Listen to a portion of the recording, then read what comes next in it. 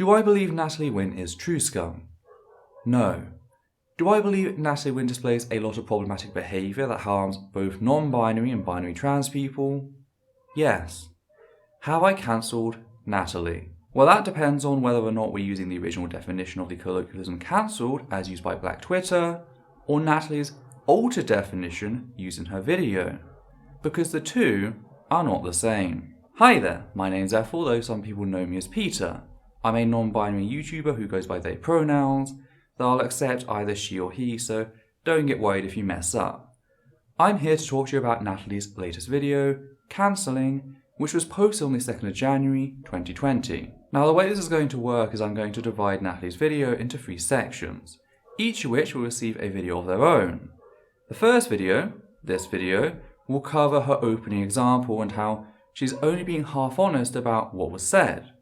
We'll also be discussing her misportrayal of both the term cancelling and the philosophy behind the Me Too movement. My second video will tackle the point which had originally caused me to stop watching her video, and that is her telling of what happened plus her defense of Buck Angel, during which she goes so far as to compare her non-binary critics to fascists in their methods, as well as insinuating that they could be literal fascists using their anonymity as a shield. The third and final video will cover her portrayal of her critics and their actions whilst discussing how Natalie displays an amazing lack of self-awareness. How on one hand she repeatedly acknowledges the fact that she's not the most at risk when it comes to large numbers of angry people online. That would be more marginalised and smaller trans creators. Yet this benevolence on her part is undercut by the way she effectively points her finger at such people, bringing the wrath of her 800,000 subscribers down upon their heads, including people who've had her blocked for over a year now, and people whose tweets received a single like on Twitter. As I start each section, I will also supply the timestamps for what's being discussed so you can go check and see what was said yourself. So with that noted, let us get down to business. This video will be covering all the material in the first 21 minutes of Natalie's video, starting with Natalie's definition of cancelling and cancel culture in general.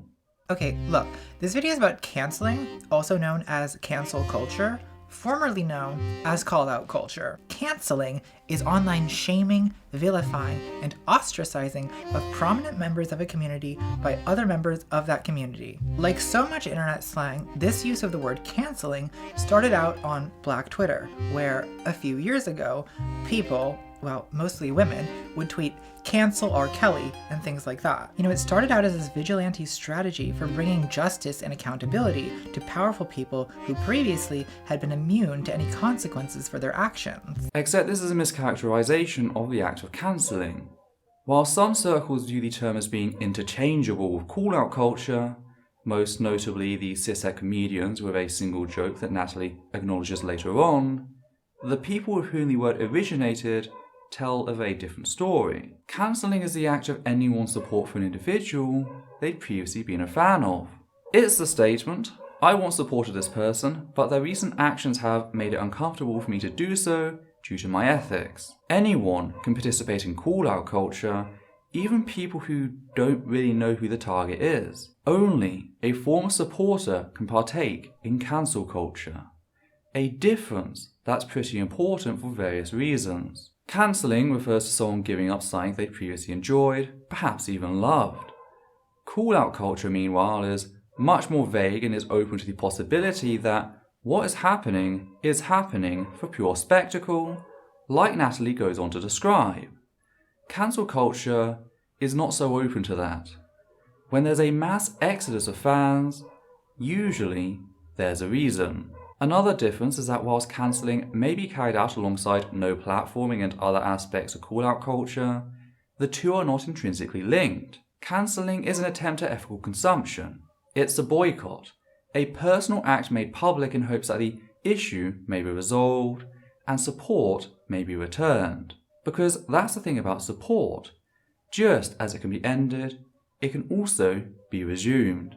So under this definition of cancelled, yes, I cancelled Natalie shortly after October 15th, 2019, not because of her video Opulence, which came out on the 13th the same month. Truth be told, I never found the time to watch it before cancelling Natalie, because the reason for my cancellation was Natalie's response that followed non-binary people raising the issue.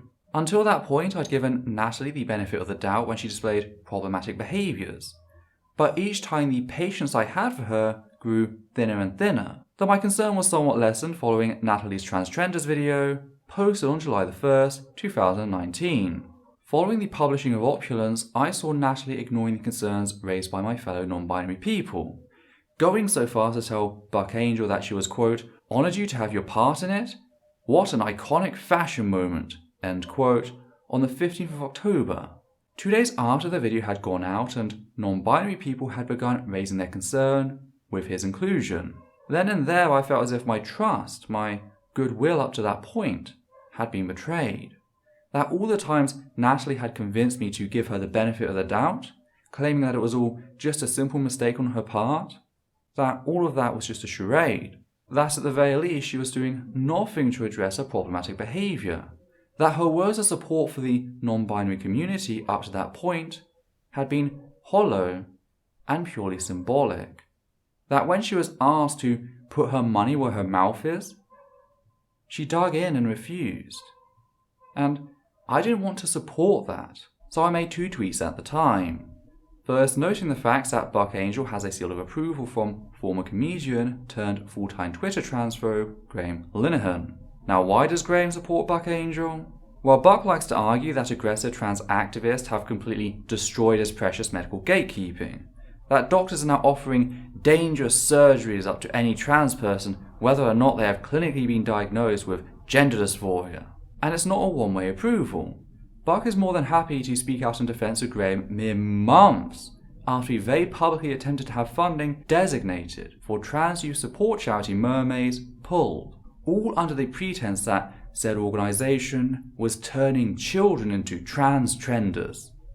The second tweet of mine was me expressing hurt I felt over the fact that it seemed like the further Natalie made it into her transition, the more and more detached she became from her non-binary audience, and the more she seemed to be gravitating towards trans medicalists, a concern I still believe was very warranted by what I saw. The fact is, up to this point, I've been a very strong Natalie fan. Some people on Twitter may remember my Cucklimpus Photoshop, which literally had her as the Queen of Cucklimpus. That's how much I appreciated her work. Then there was my tweet reveling in the fact I saw a mouthfeel reference in a Facebook Dungeons & Dragons group. A tweet I was ecstatic about when Natalie liked it. My senpai noticed me. I'm not someone here to bag on Natalie because I despise her for some sinister motive she's imagined. I'm here because as a non-binary person, I feel like she has problems she needs to address. And right now, all I see is her lashing out at the very people she's hurt, generally misframing the criticism of her and making things worse. So let's see what I mean. Dealing first with her apparent case study of how cancelling occurs. That of James Charles and Tati Westbrook, makeup artists who had been feuding over brand loyalty. During said spat, Tati whipped out the claim that James had tried to trick straight men into thinking that they were gay, a story people relayed as Tati accusing James of being a predator. However, the ever-vigilant Natalie went back and checked what Tati had really said, and according to her, the results were very telling. Now, I actually went back and checked Tati's original deleted video, and she actually never uses the phrase sexual predator. It's funny, I remember her calling him that because that became the story on Twitter. But what she actually said was James had tried to trick straight men into thinking they're gay. Oh my god, you tried to trick a straight man into thinking he's gay yet again. Which is pretty different from calling him a sexual predator. But see, this is what cancel culture does. It takes one story and transforms it into a significantly different story. You know, the headline I would write about the James and Tati story might read, Tati Westbrook accuses James Charles of trying to trick straight men into thinking they're gay. But cancel culture transforms that story into the headline, James Charles is a sexual predator. Interesting. I do think the statement, James Charles is a sexual predator, is a stretch, to say the least. At least based on the information I have in December 2019. So everyone was lied to. Tati, the person that everyone was reporting had made the claim that James was a predator, hadn't said any such thing. She'd merely said that James had tried to trick straight men into thinking they were gay. So the question now is, are the actions described by Tati predatory or not? Something Natalie shares her thoughts on later down the line. And we've also really escalated the accusation, because I don't know about you guys, but when I hear the phrase sexual predator, the image that comes to mind is a rapist or a child molester, maybe an abusive boss, not a teenage twink hung up on wanting to date straight guys. I mean, not that a person like that couldn't be a sexual predator, but I really don't think that he's a sexual predator is a fair summary of the accusation. So this seems to me like a pretty nasty and dishonest twisting of the story. Now, when I heard Tati's clip in Natalie's video, I instantly thought about the toxic culture or privilege many straight men have regarding lesbians. How many straight men will attempt to pressure lesbians into sleeping with them. Something the LGBT+ community seems to have no problem recognizing as sexual harassment. Which, yes, is predatory behavior, and I thought this would be pretty obvious for most people. Back in Natalie's video though, she goes on to lament over the fact that she doesn't quite understand how someone can attempt to trick another person into thinking they're gay. How it, quote, self-evidently, end quote, requires further explanation. She acts as if Tati just leaves the statement that James tried to trick straight men hanging without further discussion. However, that's not entirely true, as this video sent to me by a genderqueer friend of mine shows us. Oh my god, you tried to trick a straight man into thinking he's gay yet again, and somehow you're the victim. You know, it's really disgusting to manipulate someone's sexuality, especially when they are still, emerging into adulthood and don't quite have everything figured out. You are using your fame, your power, your money to play with people's emotions. You're threatening to ruin them. You're threatening to embarrass them. And you're doing that to have them behave sexually in your favor, even if they're straight. And you know what? That's not okay. That behavior's not okay. Whether you're a woman, a man, gay, straight, bi, whatever sexual orientation you are, that is your personal call, and it is not someone else's to take. It's not someone else's to play with. It's not someone else's to mess with. And how dare you laugh about it and make meme after meme and retweet and this and that and I love straight boys, and make it a joke. Because this behavior is not normal, it's not okay. Cracking someone's sexuality is not an escape room. This is shit that will follow them for the rest of their lives. And you need someone to tell you to stop it. And that's exactly what I did in your kitchen. The original video is no longer up, which makes it hard for people to find a copy and watch the whole thing. I looked for one for a couple of hours after being sent this clip and turned up nothing. Add that to the fact that Natalie explicitly tells us that she went back and checked to see if Tati described James as a sexual predator and found nothing, and the issue becomes rather clear. Natalie is very clearly using her status, the goodwill she has with her fans, since that is the target audience of the video and not her critics, to omit facts about what was actually said, seemingly to make her case study appear stronger than it actually is, priming the audience to think about other cases, specifically her case, in the same way.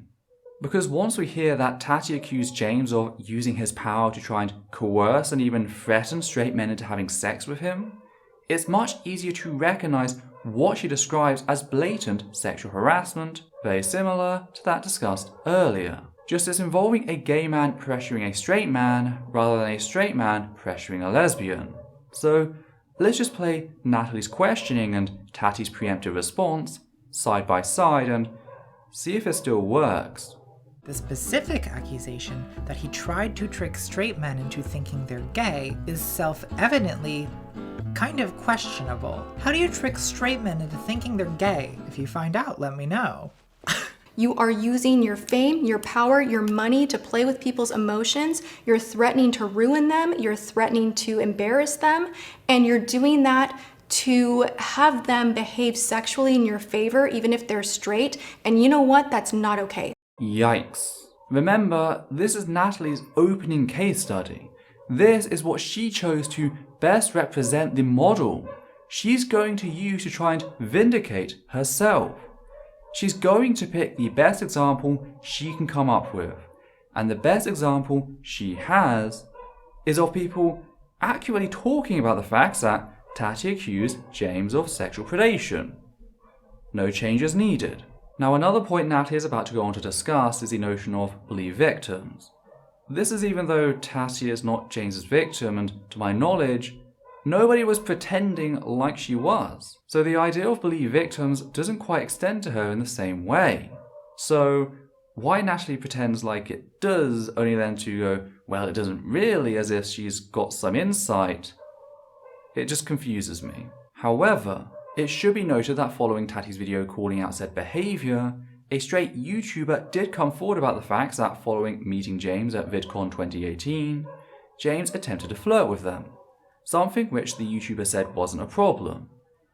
That was until James began calling into question his sexuality, confirming at least some elements of Tati's story. Just to be clear, this YouTuber was not the same person Tati was talking about in her video, at least according to a video James did in response to her allegations, which is not comforting to say the very least. Now, what's really interesting is that when said straight YouTuber refused to budge on his sexuality, James went ahead and blocked him on various social media accounts, showing us that James didn't really see this person as a friend they could possibly see themselves dating, but rather as an object, as prey. And what do we call someone who sees others as sexual prey? Thing is, I agree with Natalie in that Tati most likely had less than pure motives in making her accusation. For a start, there's the obvious economic motive, something I think came through with the resolution. For those who don't know, Tati told James that she wanted to heal things between them. A smart business move which, if it had just been the makeup issue, I don't care, not my circle. But once sexual harassment was thrown into the mix and a third party had come forward and confirmed elements of what Tati had said, this sort of let's forgive and forget becomes really fucked up. That's why I'm not responding to Natalie's suspicions about Tati's possible homophobia. And I'm also gonna side-eye Tati Westbrook, because this accusation is setting off my homophobia detection alarm. Leave the gays alone! Because really it's irrelevant. It's possible that Tati is a shit human being who turned a blind eye to James' predatory behaviour until it became beneficial not to. None of that matters to where the case stands currently. But from what I've seen, if I gave a crap about either person and their work, both would be cancelled in my book. Him for what he did, her for turning a blind eye to it. So now we come to Natalie's very poorly thought out section on the presumption of guilt and my issues with the way that she presents the topic of justice in a homogeneous fashion. Cancel culture trope 1. Presumption of guilt. There's a traditional understanding of justice, according to which, before you condemn or punish a person, you hear the accuser's side of the story and the accused's side of the story. You allow both sides to present evidence, and only after everyone involved has had a chance to make their case, do you pass sentence and punish the convict. Now, in the United States, we legally have the presumption of innocence, but canceling does not abide by the law. Canceling is a form of vigilante mob justice, and a lot of times, an accusation is proof enough. Now, that's basically the point of the progressive slogan, believe victims. It's a norm that was put into place in progressive spaces because out in the world at large, people generally don't believe victims. But I think it's pretty obvious how believe victims is a norm that's easy to abuse. Innocent until proven guilty works well for court systems because, while the level of harm they can inflict on a person, taking away their very freedoms and even execution in some places, is much higher than your typical social response. Therefore, it requires greater justification. Back in society, the degree of evidence we require tends not to be as high as that required in court, as a general rule. It's not just a feature of cancel culture, it's just how we as a species work. And there are benefits to this. It's often much safer to take precautions and say, be on alert when someone is accused of sexual predation, than to silence the person making the claim and act like everything is fine. Yes, it sucks for the accused if they're innocent, but it's easier to make amends to them as the wrongly accused and say, a rape victim or tens of thousands of people who suffered as a result of amplified racism, homophobia, transphobia, or ableism, to name a few items. Support can always be regained. It can always be given back. Likewise, if someone is discovered to have knowingly lied, well, we have libel laws put in place to hold them accountable for the harm they caused. It's not perfect, but it is a better system than the alternative. And I say that as someone with personal experience.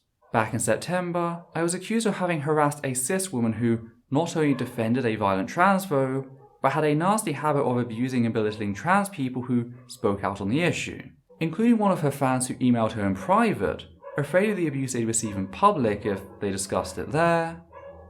So she went ahead and shared those emails whilst belittling them publicly. Now, I'd replied to this woman's tweets 4 times across 5 months, mentioned her once in passing in a video, and made a single post on Facebook about why I'd blocked her. Because I did have her blocked. Then one early September day I found myself being spammed by her 100,000 subscribers.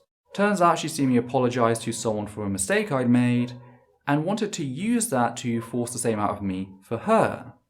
In a moment of anger I clapped back, creating a thread which stated exactly what I thought of her.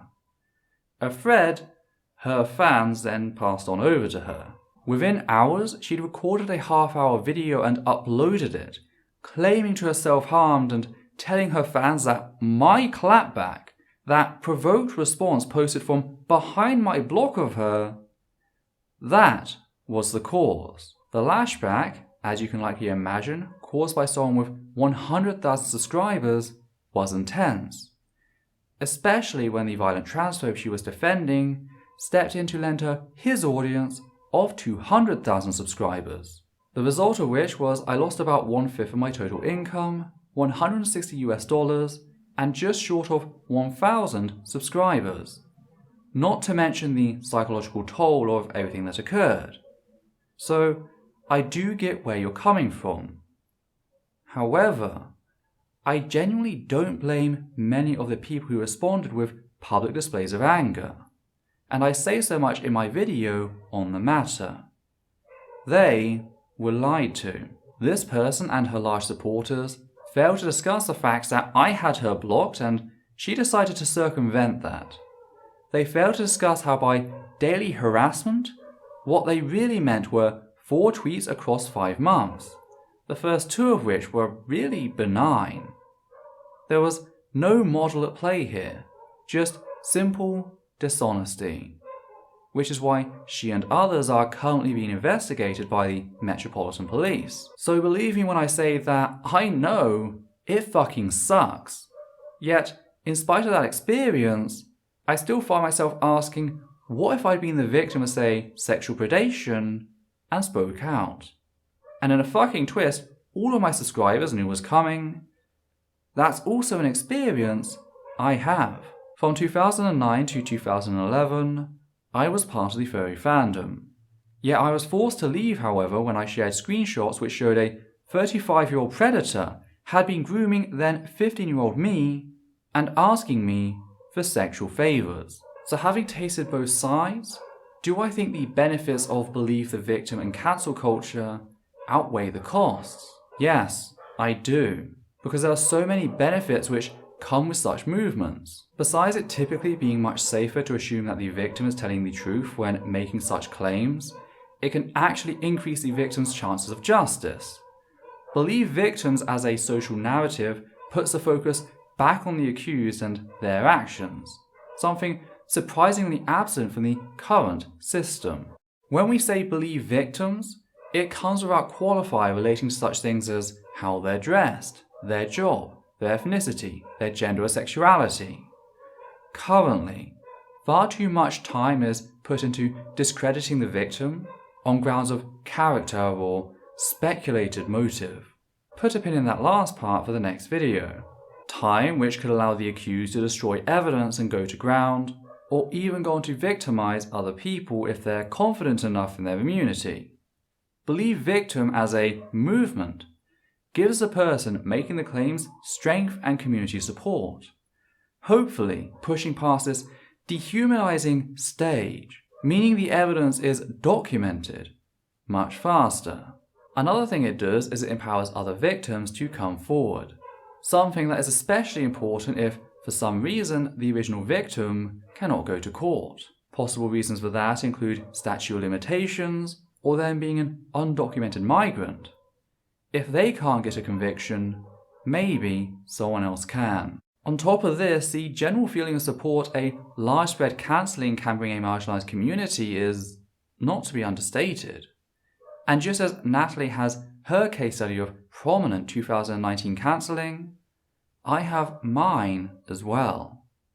And mine is the cancelling of J.K. Rowling, specifically following her tweets in support of a vocal transphobe.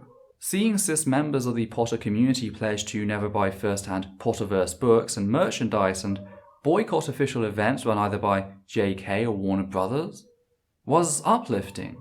The outpouring of support, the declaration that the fandom had outgrown her. It was amazing to see as a trans person. Yes, it sucks to be accused if you're innocent, but the sad fact is, we live in a society where rape, racism, homophobia, and other forms of abuse are far more common than those who lie about such instances. We live in a society where victims are very often the people who are actually vilified in coming forward. However, even putting all that aside, I would still argue the following. The harm caused by potential false accusation is minimal on average compared to the harm caused by potential abuser, though there are exceptions. And it is possible to repair some of the damage relating to a false accusation if, upon further investigation, the accusation is found to lack merit or have been libelous. Something that's much harder to do with, say, a victim of rape. So after this section, Natalie goes on to discuss what she terms as abstraction, claiming it removes all nuance from the conversation and denies listeners important information. In the transition from Tati Westbrook accused James Charles of trying to trick straight men to James Charles is toxic and manipulative, we've lost not only the sense of this being an unverified accusation, but we've also lost all the specific details. James Charles is toxic and manipulative is an incredibly vague statement. It may as well be James Charles is bad. But even without the presumption of guilt, if someone tells me James Charles is accused of toxic and manipulative behavior, I'm gonna think, oh, that sounds pretty bad. And I'm gonna start speculating about the specifics, and whatever my imagination comes up with is likely going to be worse than whatever he's actually accused of. But I'm not gonna have an opportunity to pick up on the potential homophobia and be skeptical of it if all I've heard about the situation is James Charles is toxic and manipulative. Thing is, I don't think Natalie gives her viewers enough credit in how she treats them like passive receivers. We reduce people's actions from nuance down to general all the time as a time-saving tool in communication. Yet be honest, when someone tells you that person X has done Y and Y is something really fucking terrible, what's the first thing you do? You request specifics. You try to unpack that nuance. And you treat people who refuse to elaborate with suspicion. Yes, it's true, we have biases, that we're not always as critical as we should be. But we're typically biased in favour of our heroes, not against. One of the things I saw time and time again with Natalie were people asking for evidence and others supplying it. That's how I had my mind changed, and she'll even go on to acknowledge this later on in her video with how people shared her posts. And that's one crucial difference between what happened with James versus Natalie and Buck. Unlike James's Predator case, people had both her and Buck's social media posts to form an opinion from. Though Natalie does discuss some of the auxiliary charges made against James during the sexual predator accusations that people did have receipts for. So according to Twitter, James Charles is not only a sexual predator, he's also a racist and a transphobe. That sounds pretty serious. Let's investigate. We'll start with the transphobia allegation. Catgirls of the jury. Exhibit A. So you're not even full gay? I mean, no, there have been girls in the past that I've thought were really, really beautiful. There's also been trans guys in the past too that I was really, really into for a moment in time. And I oop. So James did fuck up here. The problem is he's suggesting that being attracted to trans men makes him less gay, which implies that trans men aren't really men, which is at odds with the way trans men understand themselves. So this does deserve criticism, no doubt, no doubt. However, what I see when I look at this clip of James is not a dyed-in-the-wool transphobic bigot. Of course, there are committed bigots who it's just a waste of time to engage with, but sometimes just talking to someone with a little patience and understanding is all it takes. But that's not what cancel culture does.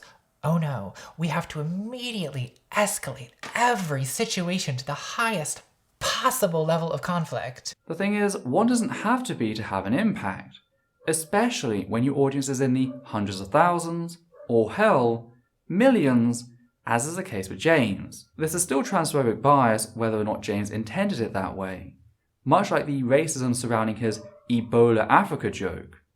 When it comes to the harm you cause marginalized communities, good intentions doesn't mean a whole lot. Thankfully, they did go on to apologize, as you correctly note, though I don't really feel comfortable speaking on it since I'm not a trans man. It's not my place to accept. All I can do is do a mental exercise in abstracting it to non-binary people and say, yeah, I'd likely see it sincere if it was to us. As apologies go, it's a pretty good one, but there might be others who disagree. So when you realize you've messed up, you just have to do your best to set things right and hope that the wounds aren't too deep, that most people can forgive you. But with topics as charged as these, it's very likely that there will be some people who don't accept your apology. And that's their right. Forgiveness is not a given. If you're apologizing to be forgiven rather than apologizing because it's the right thing to do, then you're not actually apologizing. You're just saying sorry. Another issue I take with Natalie's argument here is the fact that people with millions of subscribers, yeah, they're hardly going to allow one of us to take them aside and talk to them. It's hard enough when a person has hundreds of thousands, let alone millions. That just doesn't work. So I feel like Natalie's side has kind of made her lose touch with that fact. There is a chance of it happening if they have someone of that identity in their inner circle, but it's not like we can just sit around waiting to see if they say something. And cancelling did work in getting an apology, in both instances you discuss. So maybe it's not as good of a case study as you seem to believe. Moving on, we finally come to Natalie's trope of no forgiveness as it relates to cancel culture. Cancel culture trope 5, no forgiveness. Cancelers will often dismiss an apology as insincere, no matter how convincingly written or delivered. And of course, an insincere apology is further proof of what a Machiavellian psychopath you really are. Now sometimes, a good apology will calm things down for a while, but the next time there's a scandal, the original accusation will be raised again, as if you never apologized. And that's what happened to James during the Tati scandal, when Twitter decided he was a transphobic sexual predator. So, is this one tweet from 2 years ago that he apologized for on its own enough evidence for us to justify labeling him a racist? Well, according to cancel culture, absolutely. Abstraction takes us from 2 years ago, James Charles made a joke that referenced his fear of getting Ebola in Africa, to James Charles made a racist joke. And then Essentialism takes us to James Charles is a racist. Now, you mentioned how this was brought up during the discussion surrounding James's supposed predatory behaviour, and I kinda get why. What does transphobia or racism have to do with sexual harassment? I can understand the transphobia thing being linked back to racism and vice versa, since we should all learn general skills about respecting and supporting marginalised communities. But that's not what happened. Whilst a mistake in one of those could be seen as a relapse into old habits, just with a new target, when it comes to sexual harassment, these two things are completely different. However, with Natalie, the main issue raised in regards to her and Buck Angel are all past issues involving non-binary people and even trans people in general. Things which do relate in a way that racism and transphobia don't relate to sexual harassment. So I feel like what she's talking about here is irrelevant, that the comparison fails for this reason.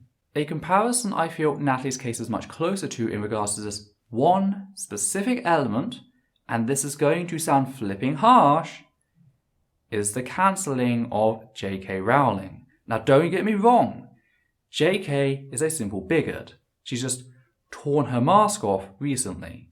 I do not put Natalie on the same level as J.K., not even close. However, the two cases show similarities in the qualities currently being discussed. Namely that J.K. had prior close calls with the trans community. Moments that were hand-waved with an apology, claiming the mistakes to have been an in-the-moment thing. And each time that apology grew less and less convincing. So, when she went ahead and practically admitted to it, nobody was really surprised. This sort of thing happens all the time. And whilst I don't think Natalie is in the same boat, perhaps this can help explain why people react the way they do. And there's another similar case that happened to me within the last year that we'll go on to discuss in a second. But one thing throughout all of this is the way Natalie treats cancelling as if it's this irreversible thing. Yet we have cases that show this not to be the case. Building on the JK cancelling, it was noted by a Twitter user that Luke Skywalker actor, Mark Hamill, had liked the transphobic tweet, and people were ready to cancel him as well. But Hamill responded, taking full responsibility for his actions. The internet's response? Many of us see him as a better person than before because of how quick and heartfelt such a short apology read. Fact is, back at the start of her video, Contra goes so far as to compare cancelling to... well, I think it's better if I just show you. For example, the Me Too movement promised to use social media shaming to topple sexually abusive men in power who couldn't be held accountable any other way. The promise of canceling was that it was going to give power back to people who had none, and bring justice to prominent abusers. It's in a way the 21st century version of the guillotine, the bringer of justice, the people's avenger. But also like the guillotine, it can become a sadistic entertainment spectacle. And I want to make the case that we do have, well, a teensy bit of a reign of terror situation on our hands, Gorge. Allow me to tell you a story of a man who liked to think himself a Galileo. Stephen Woodford. He was actually the same violent transphobe from the secular community that I mentioned earlier. Now, Woodford released a video back in April of 2019 in which he painted trans people as a threat to women's sports, played clips of bigots misgendering people, and called for immediate action to be taken, effectively calling for legislative violence. I responded, giving him the benefit of the doubt at first. I labelled his words as transphobic, but did not jump to calling him a transphobe. That wouldn't happen until my 6th video response to him, posted mid-June. Back in April, however, and we reached an uneasy truce, I gave Woodford space to fix the issue. A month passed. He did nothing. But then he appeared on a popular atheist show, The Atheist Experience at the Atheist Community of Austin. Now, for those who don't know, the ACA was at the time seen as a bastion, one of the few progressive spaces, specifically trans-friendly spaces, in the secular community. So naturally, there was an outcry, to which the ACA responded by apologising, saying they shouldn't have platformed Woodford until after he'd corrected his transphobic content or had him address it on air. They didn't call him transphobic, they didn't paint him as the enemy, they just apologised to the LGBT+ community and said they should have waited or discussed the issue. So naturally, Woodford went right ahead and compared himself to freaking Galileo with the ACA as the Roman Inquisition. All for saying they should have waited or addressed the issue on air. Woodford was framing the issue and they were using very strong narrative play to work themselves into the victim and their mundane critics into some sort of tyrannical evil. A sort of reign of terror situation. And it fucking worked. In the weeks that followed, the entire moderation team resigned over the abuse they received from Woodford's fans, many seeking psychological help. The chicken shit president overruled the board and their statement, retracting it. And Woodford's friends led a literal coup of the ACA. They turned up in force, interrogating the former board members for hours, demanding to know if they did or had ever agreed with the original ACA statement, used intimidation on long-term members to the point that several voted against their conscience, and even violated the charity's bylaws in order to elect one of Woodford's personal friends to the board. That's the sort of power Woodford achieved by framing the narrative in this way, using this very strong imagery. And he had a quarter of the subscribers Natalie does. So when you start going around comparing what has happened to you to what happened to the French aristocrats, that's a little worrying. That's not de-escalation, that's escalation, which can be justified in some instances. But really, Natalie? You compare yourself to people being beheaded. And just a side note, since Natalie brought up how believed victims can be abused, the day her video went out, the people defending Woodford and his calls to strip trans people, specifically trans women, of numerous human and civil rights, they gained some new favourite words: abstraction and essentialism. That's right, Natalie's model is already being used to prop up major transphobes and bludgeon their trans critics over the head. Her work is being weaponized against us, just like I thought Natalie should be aware of. Because we can be sure as hell anytime that we now label someone as a bigot, this is going to be one of their go-to responses. Now, some of you may have noticed that I haven't actually broken down Natalie's model as a whole. And whilst it's true that I could go into great detail about the model and its flaws, I don't feel the need to on two accounts. First is the fact that much of the stuff Natalie bases her claims on in building the model aren't very accurate as shown throughout this video. But secondly, fellow trans YouTuber Levi did a wonderful video detailing just that, delving into its many flaws in spite of giving Natalie each claim she's made throughout her video. So be sure to go check him out if models are your thing. So I hope you found this video to be educational. As you can probably tell, I feel a lot of this needed to be said and there's still a lot more that I need to cover in the following videos. I'd just like to thank everyone who has made it this far for giving me their time. I know it's probably been a particularly trying video. In wrapping up, as always, please check out our other videos. You can also support us and support via Patreon, and in doing so, help us become ad-free. We'd just like to say a big thank you to everyone who's already given to the channel, giving a special thanks to the following people: Hannah Banghart, Matthew Kovac, McGay, Wellington Marcus, Atlas5, and Sash Daniels. And for myself and Adita, take care now.